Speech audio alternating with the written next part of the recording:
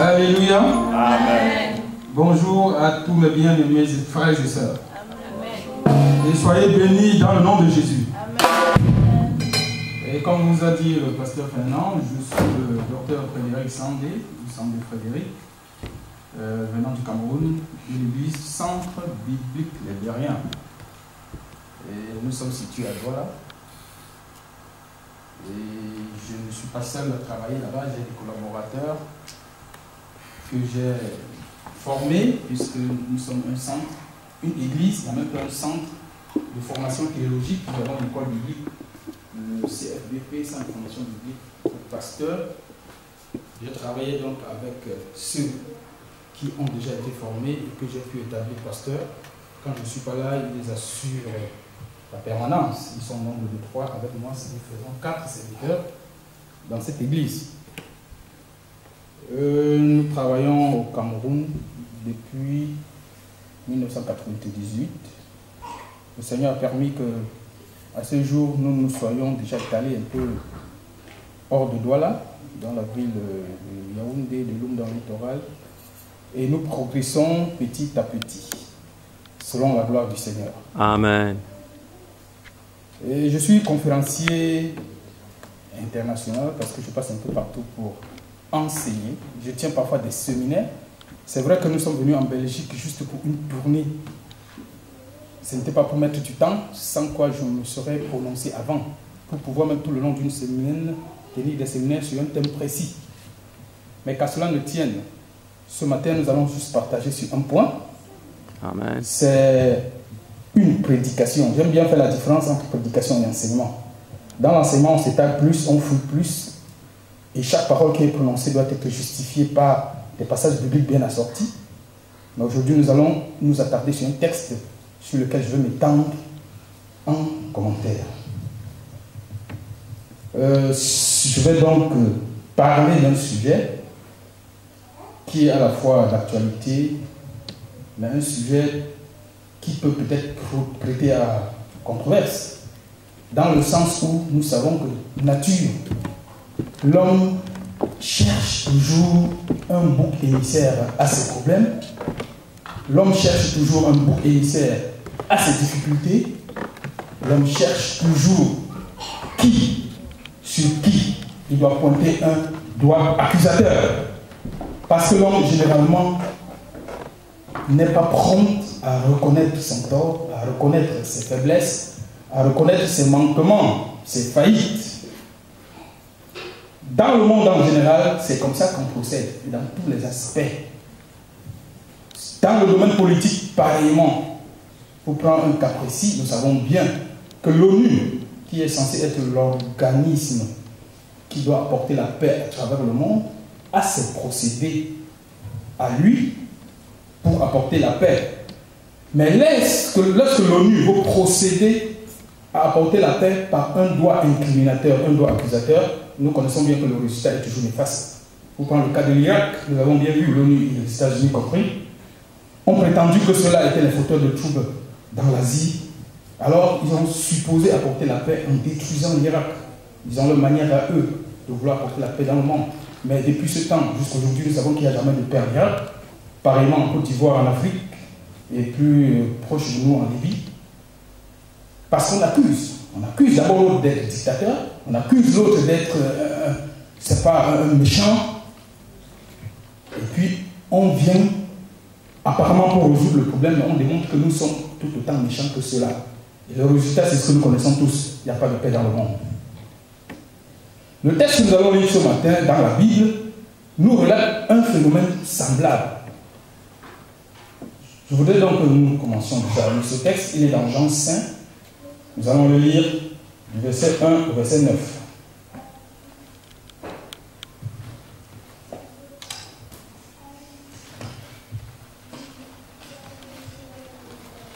Alors, je vais lire. Jean, nous sommes au chapitre 5. Après cela, il y eut une fête des Juifs et Jésus monta à Jérusalem. Or, à Jérusalem, près de la porte des brebis, il y a une piscine qui s'appelle en hébreu Bethesda et qui a 5 portiques.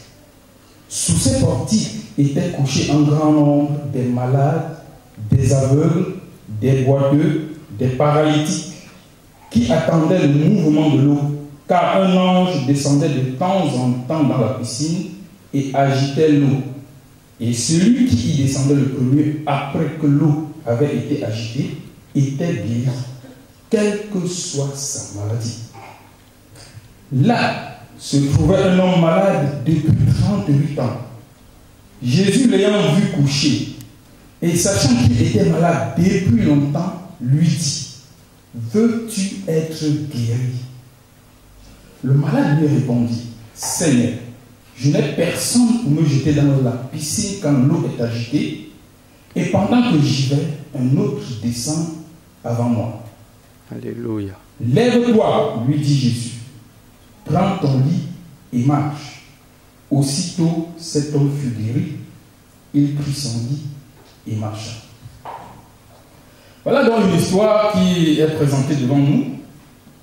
Lorsque nous analysons le fond et la forme de cette histoire, nous comprenons qu'il y a là une personne qui n'a pas profité de la providence que Dieu mettait pourtant devant tous, que Dieu mettait à la portée de tous. Nous sommes dans un lieu, comme il est dit ici, un lieu où il y avait une piscine. Si on suppose que ce soit cet endroit, dans cet endroit, il y avait devant une piscine qui était là, et cet endroit était entouré de 5 portiques, c'est-à-dire 5 vérandas. Et dans chaque véranda, il y avait une porte d'entrée qui conduisait dans la grande salle. C'était un lieu adéquat pour tous ceux qui souffraient de quelque nature de souffrance que ce soit. Ça pouvait être d'ordre physique, ça pouvait être d'ordre spirituel, voire même d'ordre financier. C'était un peu comme un symposium où il y avait des gens qui étaient là pour prêter main, pour aider. Mais spécialement, c'était un lieu où il y avait la providence de Dieu en activité. Le miracle s'opérait. Tous ceux qui souffraient donc venaient. Quand ils étaient bien disposés, quand ils avaient le regard fixé sur eux-mêmes et sur leur douleur, quand ils s'apitoyaient sur leur sort, non pas en maugréant contre X et Y, ils étaient là pour une seule chose, rechercher la solution à leurs problèmes, rechercher la guérison pour les malades. Mais pendant que nous lisons cette histoire, c'est triste de constater qu'il y avait un monsieur qui était également là avec tous les autres, au même titre, malade que les autres. Mais pendant que les autres obtenaient leur guérison et s'en allaient, lui, il était encore là et toujours là. Des générations sont passées, mais ce monsieur était toujours là. J'aime souvent mettre en scène, dans ma mémoire, un peu ce phénomène. Si j'étais un cinéaste, je pourrais peut-être faire un film là pour dire, voir des générations qui arrivent. Je suppose que moi, je viens aujourd'hui, j'ai 20 ans, j'arrive, j'ai un problème, qu'il soit d'ordre matériel, financier ou moral. J'arrive à ce lieu, je me projette parce que je cherche la solution à mon problème, je me tiens au garde à vous, parce qu'il fallait que le premier seulement qui y entre sorte guéri. C'était un peu comme une course de fond, un 100 mètres qui était lancé. Nous savons que c'est le seul, celui qui franchit la ligne en premier est le premier, est celui qui porte la couronne. Nous sommes là tous les malades, chacun a son problème, chacun cherche la solution à son problème. Pendant donc l'ange descend et secoue l'eau, tout le monde est garde à vous, prêt à vous m'apparter. Chacun regarde à son problème, il ne s'occupe pas de qui est autour de lui, de qui fait quoi. Et celui qui a cette pensée-là se met donc prêt. Il n'est pas prêt à faire un faux départ. Mais il s'arrange bien à ce que dès la sonnette, qui était donc l'ange qui secouait l'eau, il court, il se jette en premier. Et seul le premier sortait guéri. Si après le premier, d'autres tombaient, il devait reprendre le phénomène jusqu'à. Moi, je suis 11 ans d'arriver 20 ans. À 20 ans, je prends cet exemple-là, je suis très ambitieux, trop soucieux de mon devenir. Je suis un homme qui veut réussir dans la vie, dans tous les domaines, qui veut, n'est-ce pas, me débarrasser des coquilles qui me tiennent captif, qu'il ce soit en ordre moral, physique ou financier. J'ai cette ambition-là, je suis prêt, je regarde à moi, je regarde à mon problème, je dis, mais il me faut à tout prix que j'ai la solution. J'ai 20 ans, je suis rentré, j'ai été guéri. Peut-être que j'étais un homme célibataire, tous mes horizons étaient fermés. Comme on dit communément en Afrique, j'avais la malchance dans ce domaine. Toutes les filles avec qui j'étais fiancé ne parvenaient pas à m'accepter. Mais je dis, mais Seigneur, est-ce que je dois demeurer dans cet état de célibat? Voilà donc mon problème, mon sujet que j'apporte devant Dieu. Je me tiens là aux aguets, dès que la sonnette est lancée, puis 20 ans, je suis parti. 38 ans durant, je veux dire 38 ans après, j'ai 58 ans. Si je reviens vers ces lieux-là, j'ai la nostalgie de revenir vers ces lieux, je reviendrai certainement avec mes petits-enfants. Mais lorsque je reviens là, je trouve un compagnon qui était avec moi lorsque j'avais 20 ans. 38 ans après, il est encore là et avec son même mal. Mais on peut bien se poser des questions. Parce qu'il était malade depuis 38 ans. Des générations sont passées, des générations ont trouvé des solutions à leurs problèmes, mais il y avait un monsieur qui était là. Mais il était là parce que Dieu ne l'aimait pas. La question à se poser. Dieu était-il plus favorable aux autres qu'à lui? Ou alors, est-ce que les autres étaient meilleurs forcément que lui pour obtenir des faveurs de Dieu et non pas lui? Lorsque nous allons déchiffrer la lecture, nous allons comprendre que non. Il n'y a pas un doigt accusateur à porter sur Dieu. Parce que Dieu est providentiel pour tous. Il dit bien qu'il peut pleuvoir sur les bons et sur les méchants. Mais c'est à chacun de savoir. Lorsqu'il décide de me pleuvoir, je peux décider d'entrer dans la pluie et me mouiller. Comme je peux décider de prendre un parapluie et me protéger. La même pluie descend, mouille l'un et ne mouille pas l'autre. Parce que l'un a pris des prédispositions à se protéger, l'autre pas. Dieu, c'est comme ça qu'il agit pour tous les hommes. Quand il y a même des catastrophes dans le monde, il y a personne, des gens qui se mettent à accuser Dieu au lieu de prendre les responsabilités de voir qu'est-ce que l'homme a fait. Pourquoi y a-t-il des changements climatiques? Pourquoi les couches d'ozone sont-ils comme ça? Qu'est-ce qui se passe? Est-ce que l'homme, par son industrialisation, je veux dire, peut-être, n'a pas agressé la nature? Mais les uns et les autres se précipitent à accuser Dieu. Non. On doit plutôt être prompt à se remettre soi-même en cause. L'homme qui veut évoluer dans la vie, qui veut évoluer dans toutes les dimensions de la vie, est celui qui est prompt à se remettre d'abord lui-même en cause quand il est face à l'échec, quand il est face à un manque de réussite, quand il est face à une faiblesse même de sa nature. Il doit d'abord commencer à se remettre en cause. C'est en se remettant en cause qu'on est capable, d'accéder à la repentance, de dire Seigneur, je sais que j'ai mal fait, je sais que j'ai un mauvais caractère, je sais que je juge mal, je sais que j'analyse les choses mal. Et lorsque tu es capable de reconnaître ça, tu es prêt à chercher la solution. Et Dieu est toujours favorable à tout cela. Parce qu'il dit, celui qui me cherche me trouve. Mais on ne le trouve pas souvent parce qu'on ne le cherche pas dans cet aspect-là. Nous revenons sur notre histoire pour comprendre quel est le phénomène qui a fait que ce monsieur-ci soit là depuis tant d'années sans obtenir la solution à son problème. Or, ma Bible me rassure que Dieu ne fait exception de personne. S'il y a un être qui n'agit pas par parti pris, c'est Dieu. Parce que c'est lui qui a créé l'humanité entière. Il n'agit pas en faveur des Blancs au détriment des Noirs, ou bien des Bamileke au détriment des Douala ou des Congolais au détriment des Camerounais. Dieu, c'est celui-là. Parce qu'il est le Père de tous. La Bible nous dit qu'il est le Père de l'esprit de toute chair. Il n'y a aucun être humain qui ne soit créé par lui. Donc, il ne fait exception de personne. Alors, si l'un semble être béni plus que l'autre, le problème doit être détecté dans les agissements de l'homme. Revenons voir donc la situation pour ce monsieur qui est là depuis 38 ans, alors que des générations sont passées et ont été bénies et ont continué leur bout de chemin allègrement. Or, à Jérusalem, près de la porte des brebis, il y avait une piscine qui s'appelait en hébreu Bethesda. Le mot hébreu Bethesda veut dire lieu ou maison de miséricorde. Beth, c'est la maison. Thesda, c'est miséricorde. C'était donc un endroit où la miséricorde de Dieu était là pour tous. Et nous savons que quand on dit miséricorde, on fait abstraction du jugement. Dieu n'est pas là pour juger les hommes qui auront mal fait, mais il est là pour leur accorder sa faveur. Miséricorde, c'est aide. Dieu est là pour aider tout le monde, y compris ce dernier. Mais pourquoi n'a-t-il pas été aidé? Sous cette portique était couché un grand nombre de malades. Tous ceux qui ont des besoins quelconques, des aveugles, tous ceux qui ont des ignorances, dans leurs connaissances diverses, des boiteux, tous ceux qui sont déséquilibrés dans ce monde, dans tous les aspects de leur vie, ils sont déséquilibrés, ils ne sont pas bien positionnés.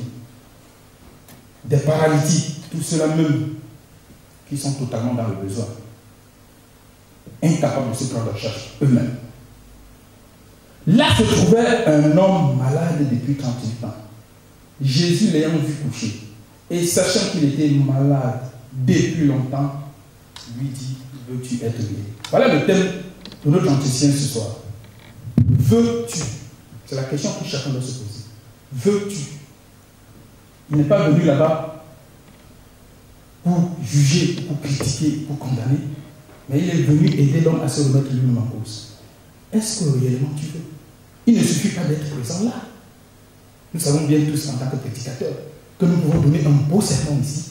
Les uns sont bénis, ils sortent changés, mais les autres sortent en maugréant, en maudissant. Pourtant, c'est la même parole qui est venue.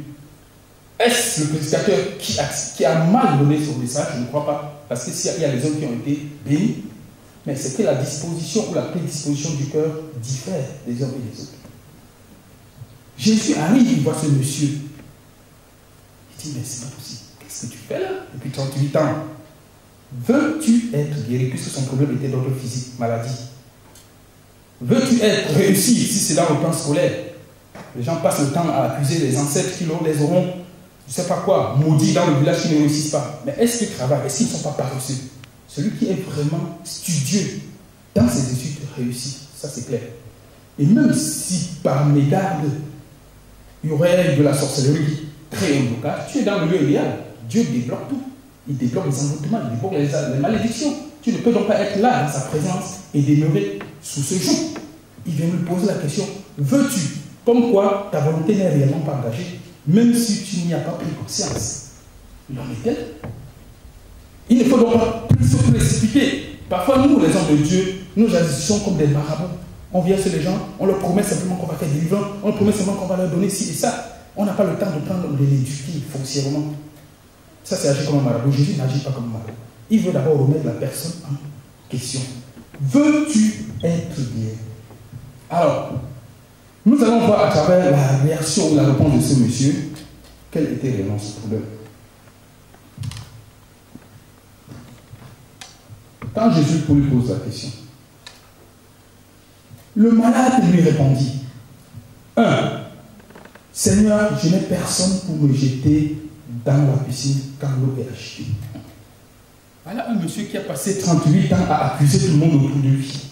Pourtant, tout le monde qui était présent était venu pour trouver la solution à son problème. Et chacun ne se référait qu'à son problème, ne mettait devant lui comme un panorama que son problème pour y trouver solution. Pendant ce temps, ce monsieur-là, par le temps, a dit, ce salopard, il ne peut pas freiner que j'arrive avant. Cet idiot-là, il ne peut pas d'abord me laisser la place. Celui-là, il croit que quoi? Avec ses muscles. L'autre là, il croit que quoi? Avec son argent. L'autre là, il croit que quoi? Avec sa beauté. Il passe le temps à moquer sur les gens. Il cherche un bon émissaire à son problème. Et il n'y a personne. Mais en réalité, comment pensons-nous qu'à cet endroit-là, où il n'y a que des gens qui ont des besoins, qui sont présents parce que chacun cherche la solution à son problème, que quelqu'un laisse son problème pour s'occuper de l'autre? La première réaction de l'homme, c'est pas ça. Donc celui-là a totalement tort. Et ce tort-là l'a fait rester là pendant 38 ans. Je n'ai personne. Comment ça, je n'ai personne? Les autres avec qui? Il n'était pas le seul. Même le boiteux était prêt. Si quelqu'un avait ses deux pieds, le boiteux n'était pas complexé. Il se mettait plus au garde-vous que celui qui avait deux pieds. Peut-être qu'il n'avait pas les bras. Mais lui, avec son un pied, était prêt. Hop, hop, hop, il se jetait par terre. Même l'aveugle qui était là, avec sa béquille, pendant qu'on lui entendait la secousse de l'eau, il faisait un chemin avec sa béquille, paf, il tombait le premier, il était guéri par terre. Mais ce monsieur dit qu'il n'a personne. Il commence à accuser les uns les autres. Qu'est-ce qu'il continue à dire? Seigneur, je n'ai personne pour me jeter dans la piscine quand l'eau est agitée. Et pendant que j'y vais, deuxième accusation, pendant que j'y vais, un autre descend avant moi. Il accuse les plus rapides. Il accuse les gens qui ont réussi dans la vie. Tu ne réussis pas, mais tu accuses. Tu es complexé devant les gens qui ont réussi dans la vie. Et tu portes un poids accusateur vers ceux-là. Est-ce que celui qui a réussi t'a empêché à réussir? Il a fait un chemin vers la réussite. Et toi, tu aurais dû faire autant. Mais qu'est-ce qu'il y a que le monde soit comme ça, en train de tirer les autres qui partent vers le bas? Parce que lui, il est vers le bas, c'est une sorte d'orgueil négatif. Tu ne veux pas admettre que l'autre est en haut, il faut que tu le ramènes vers tes pieds pour qu'il soit équivalent à toi. Et pour que tu puisses te réjouir d'être quelqu'un. Non. C'est très négatif. C'est comme ça que maintenant le système de la politique c'est. Les nations qui se sentent oppressées, la meilleure manière de s'en sortir est de regarder au fond d'eux. Prenons le cas de l'Afrique. Au lieu de passer le temps à dire l'impérialisme, les Blancs ont fait ceci. Mais si nous revenons à nous-mêmes, nous aurions dû sortir de notre misère depuis longtemps. Parce qu'il y a tellement de richesses chez nous. Mais la mauvaise gestion, la mauvaise gouvernance, le vol, le détournement des deniers publics, on ne regarde pas ça. On passe le temps à dire ceci, à dire cela, les gens nous ont exploités. Ce n'est pas ça. Les autres aussi ont été exploités et ils s'en sont sortis. Avant qu'on ne fasse le plan Marshall ici en France, la France est terrible. Mais qu'est-ce que nous faisons? Comment nous en sortir si on ne peut pas nous remettre nous-mêmes en cause? Il n'y a personne pour me jeter. Mais franchement, ce monsieur-là, il ne fait du tort par lui-même. Parce que tous ceux qui sont là, avant tout, recherchent eux-mêmes à s'émanciper. Alors, Jésus lui dit, lève-toi, prends ton lit et marche. J'aime bien ça. Jésus ne s'est pas pressé à organiser des prières de délivrance, à mettre les grosses mains sur la tête des gens pour chasser les démons. Jésus n'est pas ça. Jésus voit la plaie de ce monsieur et lui apporte la solution. Jésus lui dit, lève-toi. Depuis, il ne voulait pas se lever, mais Jésus sait qu'il est capable de se lever. Il lui dit, lève-toi, fais un geste, fais un pas, progresse, et lève-toi, fais quelque chose. Lève-toi. Jésus n'est pas venu lui tendre la main, mais il dit, lève-toi. Et en plus, quand Jésus lui dit, lève-toi, c'est que Jésus veut l'enlever de l'obstacle qui crée son échec. Et nous voyons bien, quel est l'obstacle qui crée l'échec de ce monsieur? C'était son lit. C'était son lit. Vous vous imaginez là où on est prêt que chacun soit au garde à vous.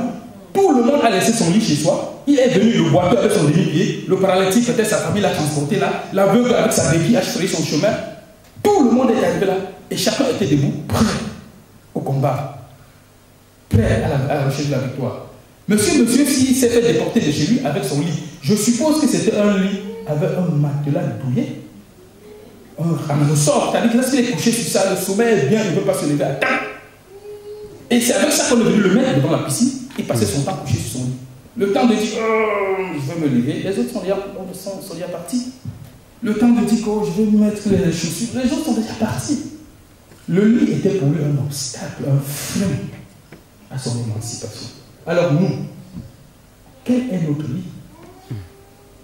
Lorsque nous n'évoluons pas, quel est notre lit? Le lit sur lequel nous sommes assis. Nous pouvons même venir ici à l'église, on s'assoit là. Tout le monde est assis.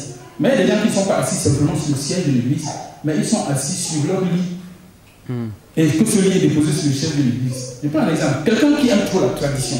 Chez nous les Africains, quand on dit que Jésus, Dieu n'est pas venu pour les traditions. Il est venu pour nous donner quelque chose d'universel. Les traditions, c'est pas. Mais alors, pour que tu viennes, que tu adoptes, que tu acceptes l'universalité des domaines de Dieu, il faut que tu sois capable de te départir de ta tradition. Tradition villageoise, tradition du village. Les Bamileke chez nous, parce que je suis Camerounais de la ville Bamileke, la tradition, c'est que les gens croient trop trouver leur salut dans l'écran, dans des choses traditionnelles. Lorsqu'on s'y attache et qu'on ne veut pas s'en débarrasser, et pourtant on vient à l'église, parce que beaucoup de chrétiens comme ça sont dans nos églises, les grandes églises catholiques et tout ça, ils sont assis dans l'église, mais ils sont assis sur le lit de la tradition. La prédication sort, débarrassez de vos traditions, il est sur le lit de la tradition, il dit tout, mais pas celui-là. Touche tout, mais pas ça. Il ne veut jamais se lever de son lit de tradition, alors jamais il n'évoluera sur le plan spirituel. Ça peut être une mauvaise habitude. Moi, j'aime lutter. Il y a des gens qui comptent tellement sur leur biceps et leur triceps que quand tu lui dis, il faut être capable de dompter ta nature. Ou du moins, si ça te dépasse, plaider pour que Dieu t'aide à t'en débarrasser. Tu dis non, c'est le caractère qui fait ma personnalité. Je veux rester avec. C'est un lit. Tu viendras à l'église, on dira n'importe quoi, tu ne changeras pas. Pourtant, il y a des gens qui changent autour de toi. Qu'est-ce qui se passe? Tu es assis là, mais tu es sur ton lit. Il faut que tu te lèves de ton lit. Si tu veux changer, veux-tu guérir, veux-tu changer, veux-tu évoluer, veux-tu réussir, lève-toi. Amen. Lève-toi. Voilà ce que Jésus veut nous dire ce soir. Fais le premier pas, il fera la suite. Lève-toi, prends ton lit et alors tu vas marcher.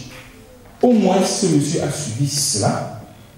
Et nous voyons que c'est effectivement ça qu'il a fait. Parce que la Bible nous dit, aussitôt, une fois qu'il s'est levé, il a pris son lit et il a marché. Jésus n'a même pas passé du temps à prier pour lui à chasser les démons. Aussitôt qu'il s'est levé de son obstacle, Il a pris son lit et il a marché. La solution lui était accordée, mais il ne pouvait pas la prendre parce qu'il y avait quelque chose qui l'empêchait de la prendre. Dieu bénit tout le monde. Mais il y a quelques-uns qui s'approprient de ces bénédictions. Les hommes, il y a des choses qui le séparent. Et nous savons tout ce qui nous sépare de Dieu. Tout ce qui est mauvais. Mais est-ce que nous voulons donc nous débarrasser de cela? Si oui, nous devons nous lever de ça et dire, Seigneur, ça, c'est un fardeau dont je voudrais m'en débarrasser. Et nous lui donnons ça, il le retire et il nous rend libre. Jésus est venu nous rendre libre. Vous connaissez la vérité vous affranchira. La vérité, c'est ça. Il faut qu'on se lève de notre lit. Quel est ton lit, mon frère? Quel est ton lit, ma soeur? Il peut être de tout ordre. De tout ordre. Cesse de chercher un beau émissaire dans tes échecs. Cherche d'en chercher dans ta misère, dans ton manque de réussite. Regarde plutôt à toi-même, fais une introspection et débarrasse-toi des obstacles que j'appelle ici ton lit. Et tu verras que tout comme les autres qui ont réussi, qui ont émergé, qui ont évolué, qui sont bénis, Dieu le fera autant pour toi. Parce qu'il ne fait exception de personne. Amen. Je vais donc, pour nous aider, nous relater quelques éléments positifs que Dieu attend que nous portions. Que nous nous débarrassions des choses négatives pour nous approprier de ces choses-là. La Bible appelle ça les fruits de l'esprit. Quand Dieu vient à nous, il nous communique sa nature, la nature divine. Le chrétien est un homme qui a une double nature. Il a la nature même humaine et en plus, en sus, il a la nature divine. Contrairement à l'homme qui n'a pas cru, l'homme naturel est la créature de Dieu. Mais pour devenir enfant de Dieu, on le devient par la nouvelle naissance, c'est-à-dire par le fait de croire et de laisser le principe de Dieu agir dans notre vie. Et Dieu nous dit que si nous ne marchons pas à la chair, nous n'allons pas accomplir les œuvres de l'esprit. Mais si nous ne marchons pas à l'esprit, nous n'allons pas accomplir les œuvres de la chair. Les deux sont opposés. Et il nous recommande de chercher le fruit de l'esprit. Le fruit de l'esprit a 9 caractères que l'homme idéal devrait avoir avec lui. Nous allons rapidement voir ces 9 caractères pour finir. Ça, c'est dans Galates 2. Il faut peut-être que je ne vais pas le lire, vous allez le lire chez vous. C'est dans Galates 5, de 16 à 18, de 22 à 25. Je vais peut-être lire de 22 à 25 pour commenter. Et on va s'arrêter là pour ce soir. Galates 5.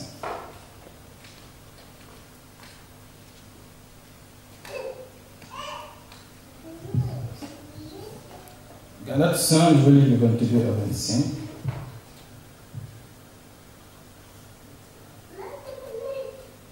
Mais le fruit de l'esprit, c'est l'amour, la joie, la paix, la patience, la bonté, la bienveillance, la foi, la douceur, la maîtrise de soi. Et la loi n'est pas contre ces choses. Personne ne peut condamner ça, aucune religion sur terre. Il ne suffit pas simplement de dire que je suis chrétien. Mais tout être humain, censé être religieux, devrait développer en lui ces 9 caractères. Et toutes les religions qui se targuent d'être une bonne religion, qui façonnent l'homme, doivent recommander que l'homme développe en lui ces caractères. Il n'est pas question de la religion, mais il est question de façonner l'homme. Dieu dit donc que nous devons porter ses fruits. L'amour, nous savons bien ce que c'est que l'amour. En grec, l'amour c'est agapé. C'est l'amour divin, parce qu'il y a plusieurs types d'amour. L'amour humain, il y a l'amour éros qui n'est même pas biblique. L'amour qui se limite à la sensualité. Il y a l'amour philéo, qui est l'amour naturel, sentimental. Tout le monde peut aimer, même le méchant aime celui qui lui fait du bien. Quand tu n'aimes que celui qui te fait du bien, c'est l'amour philéo, l'amour sentimental. C'est-à-dire, tu m'aimes, je t'aime, tu ne m'aimes pas, je te hais. Non. Mais il faut aimer de l'amour agapé. L'amour divin, l'amour gratuit, sans condition. Aimer même ses ennemis, c'est l'amour agapé. Sans toi, tu n'auras pas de raison d'aimer. Mais Jésus nous a donné cette lumière. Alors que nous étions encore pécheurs, Christ est mort pour nous. Qu'avions-nous qui puisse lui plaire? Rien du tout. Mais il a opté de mourir pour nous sauver. L'amour divin. Être capable de payer. Même naturellement, il y a des gens qui dansent. Les mamans qui ont payé pour sauver un enfant qui veut se noyer. Les parents, ainsi de suite. Quand on a cette sorte d'amour qui se donne pour rien, on a l'amour qui vient de l'esprit.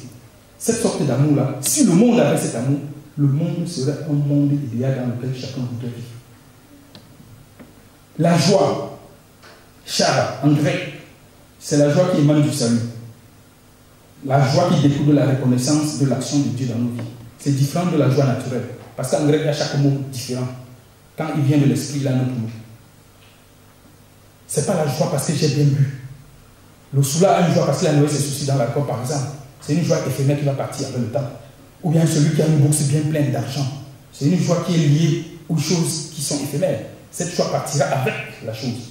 Mais quand tu as une joie parce que tu sais ce que Dieu a fait pour toi, une joie qui vient du salut, Dieu t'a aimé pour rien, tu peux aussi être content, être joyeux, quelles que soient les circonstances.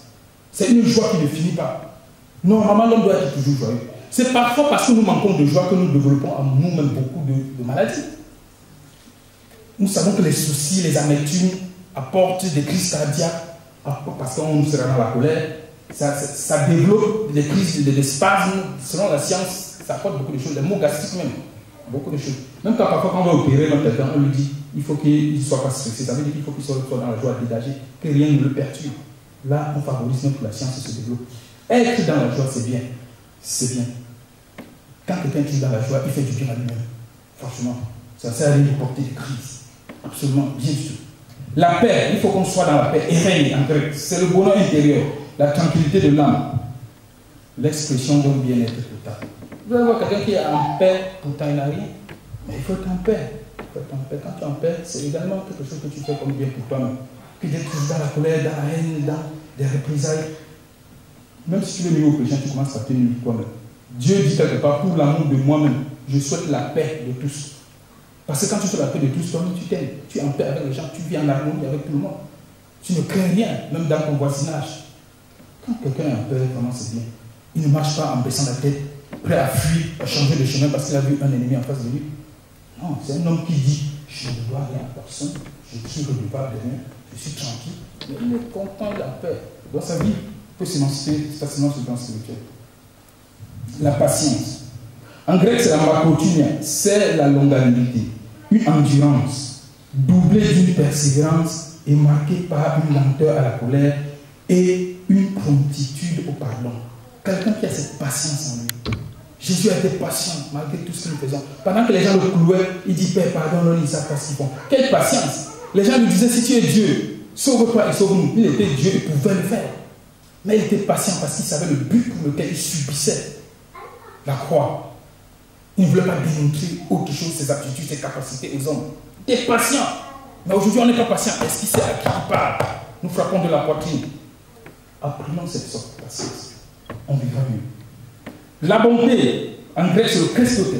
Cela vient de la racine grecque créa qui signifie besoin.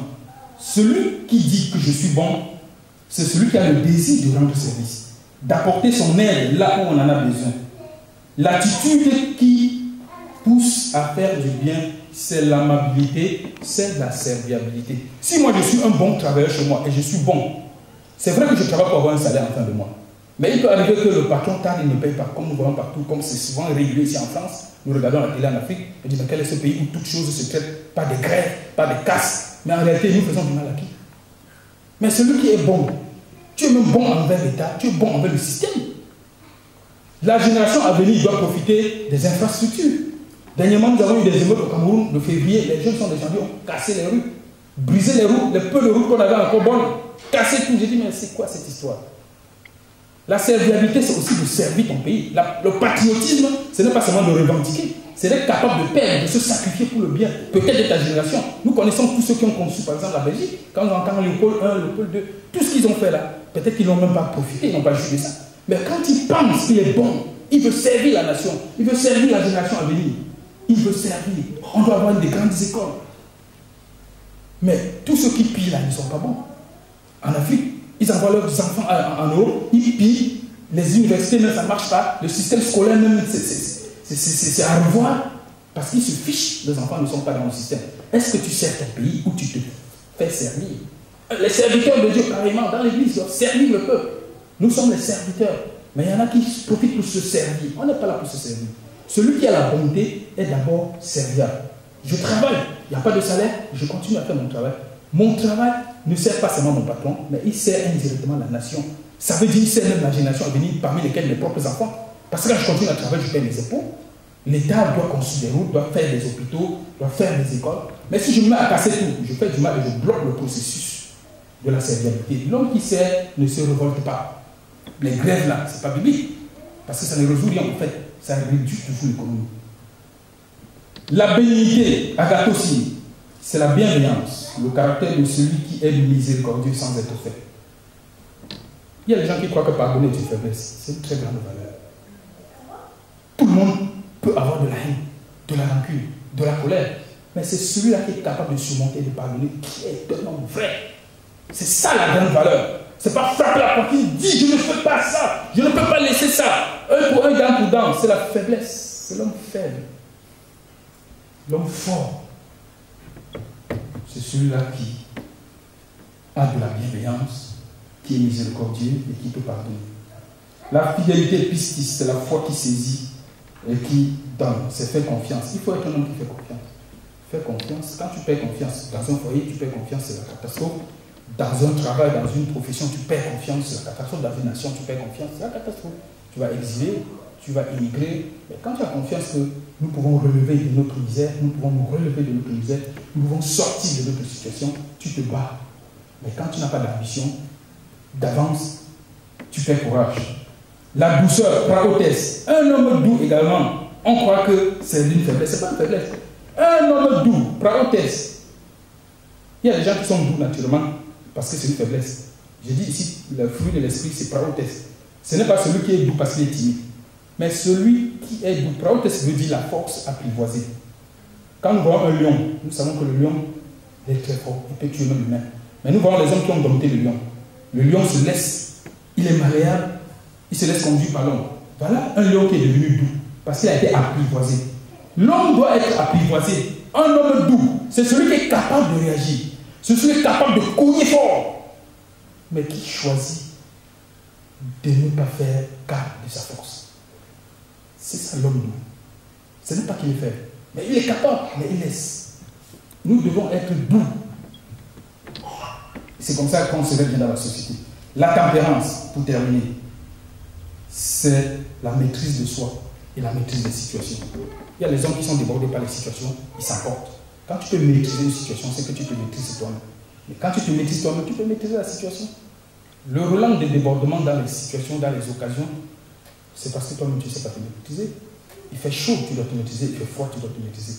Tu dois toujours savoir faire le juste milieu. Si tout le monde a ce fruit en lui, je vous dis, le monde serait où il y aurait une bonne manière de vivre, où il ferait bon vivre. Je vais donc m'arrêter à ce niveau-là pour nous dire, si tout ceci n'arrive pas à travers le monde, la première des choses, c'est de remettre nous en caution. Dieu nous pose la question ce jour, veux-tu réussir? Veux-tu vaincre? Veux-tu être guéri? Veux-tu te débarrasser de tes faiblesses, de ton mauvais caractère? Veux-tu? Si tu le veux, regarde, fais une introspection, tu vas voir qu'il y a un obstacle quelque part. Et cet obstacle-là, Jésus te dit, lève-toi de ça. Et le reste est fait. Amen.